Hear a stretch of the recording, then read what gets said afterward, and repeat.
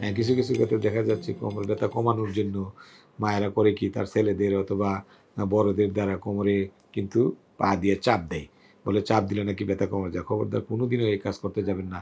কারণ আপনি যদি বয়স্ক হন, আপনার পায়ের চাপে কিন্তু আপনার হাড্ডি ভেঙে যেতে পারে। অথবা দেখা গেছে এরকম সাময়িকের জন্য একটু উপকার হয়।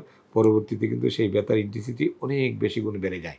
তাছাড়া অনেকে আছে কোনো মালিশ দিয়ে ডসাডসি করে, হ্যাঁ? সেই ক্ষেত্রে কিন্তু এগুলা করা থেকে বিরত থাকবেন এবং অনেকে আছে বিভিন্ন ধরনের গাছের পাতা দিয়ে ঝাড়ু দেওয়ায়, সেই ক্ষেত্রে কিন্তু আপনার এগুলা থেকে কিন্তু বিরত থাকবেন। এরকমও দেখা গেছে যে ব্যথার জন্য কবিরাজের শরণাপন্ন হয়ে কবিরাজ বলছে যে আপনার ব্যথা কমানোর জন্য আমরা অনেকে শিঙ্গা লাগায়। অনেকে শিঙ্গা লাগায়। খবরদার এই কাজগুলো শিঙ্গা বা ওই যে ওই ধারালো ব্লেড দিয়ে এরকম রক্ত বের করে দেখায়, দেখেন আপনার শরীরের বিষ আমরা বের করে দিছি।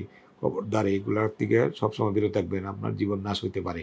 এমনও দেখা গেছে যে ব্যথা কমানোর জন্য মাটিতে গর্ত করে, মাটিতে শোয়ায়ে তার পায়ের মধ্যে মাটি দিয়ে ঢেকে দেয়।